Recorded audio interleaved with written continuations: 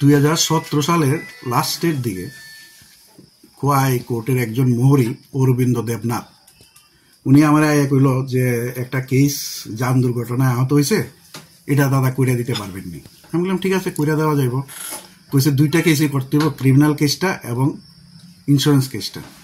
সেই সুবাদে সে পার্টির সাথে কথাবার্তা ঠিকঠাক কইরা সে পার্সেন্টেজ ঠিক করছে যে দুইটা কেসে 50% আর 50% তারা পাইব, 50% আমরা। এইভাবে এগ্রিমেন্টও করছে। যে ইনজোর্ড হয়েছে অমর দেবনাথ, ওনারও একটা রিটার্ন স্টেটমেন্ট রাখছে লিখিত, এবং মহিলা ওনার যে ওয়াইফ ওনার কাছ থেকেও একটা স্টাম্প পেপারে লিখিত রাখছে যে এই শর্ত অনুযায়ী আমরা কেস করব। যথারীতি আমরা কেস শুরু করলাম, করার পরে করোনার জন্য প্রায় 3 বছর কোর্ট বন্ধ আসলো। কেসটা অনেকটাই দেরি হয়েছে, সেই সময় সবগুলি কেসই দেরি হয়েছে। বর্তমানে যখন কেসটা শেষের পথে তখন ওনারে খবর দেওয়া হলো সাক্ষী দেওয়ার জন্য, সাক্ষীটা কি দিল, টাকা আইসে, ওনারে খবর দেওয়া হয়েছে মোহরির মাধ্যমে সমস্ত কিছু। আমার সাথে কোনো তাদের ডিরেক্ট কোনো যোগাযোগ নাই আজ অবধি। কোনোদিন আমি ডিরেক্ট তাদের ফোন করছি না, এবং এরাও আমার কোনোদিন ফোন করছে না। সমস্তই অরবিন্দ দেবনাথের মাধ্যমে হয়েছে। যা আইসে এরা টাকা তোলার দিন কোর্টে যথারীতি কোর্টের অফিসে গেছে, গিয়ে সেটা নাজির বাবুর এখানে সই করে টাকা টোকা সব কিছু ব্যাংকের অ্যাকাউন্ট জমা দিতে লাগে। এখানে জমা দেওয়া হয়েছে ব্যাংকের অ্যাকাউন্ট, আধার কার্ড, প্যান কার্ড, এগুলি জমা দিতে লাগে। সেই সুবাদে তারা ব্যাংকের অ্যাকাউন্ট, আধার কার্ড, অরিজিনাল সব কিছু আমার কাছে জমা দিয়ে গেছে। দেওয়ার পর টাকা তাদের ব্যাংকে ট্রান্সফার হয়েছে বিগত 28/3/2025 ইংরেজিতে 2,97,400 টাকা। সেখান থেকে 50% অ্যামাউন্ট আমাদের অ্যাকাউন্টে উনি ট্রান্সফার করে দিয়েছে। যেহেতু আমরা ওনারে কইছিলাম যে উনি ক্যাশে দিতে পারবো, উনি কেছে না আমরা ক্যাশে দিতে পারতাম না, আপনি অ্যাকাউন্ট থেকে ট্রান্সফার করে দিয়ে দেবেন। আমি বলছি ঠিক আছে।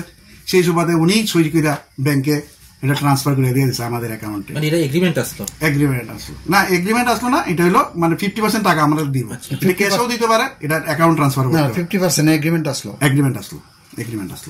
এবং 50% টাকা উনি দিয়ে দিয়েছেন। বাকি যে রেস্ট অ্যামাউন্ট, যে টাকাটা টিল নাও তাই হাজব্যান্ডের নামে এখনো ব্যাংকের অ্যাকাউন্টে আছে। 28/3/2025 থেকে 1,48,700 টাকা ওনার ব্যাংক অ্যাকাউন্টে এখনো আছে।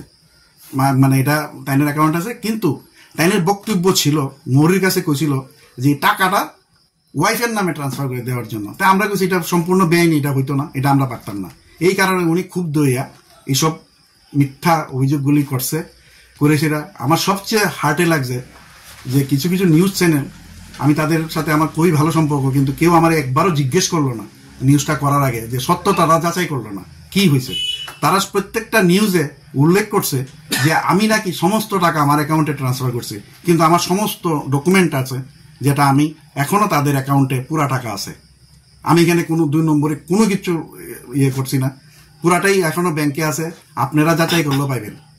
কিন্তু উনি শুধুমাত্র ওনার অ্যাকাউন্টে ঢুকছে না দেখা, এবং কিছু কিছু স্বার্থান্বেষী ওনারা কিছু হয়তো যুক্তি দিয়েছে, এরা ওনারা প্রলোভিত করছে, করে সেরা আমার বিরুদ্ধে অপপ্রচার করছে কি সমাজে।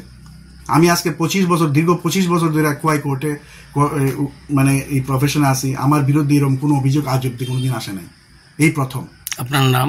আমার নাম অভিজিৎ দেব সরকার। কোন জায়গা বাড়ি? খোয়াই দুর্গানগর।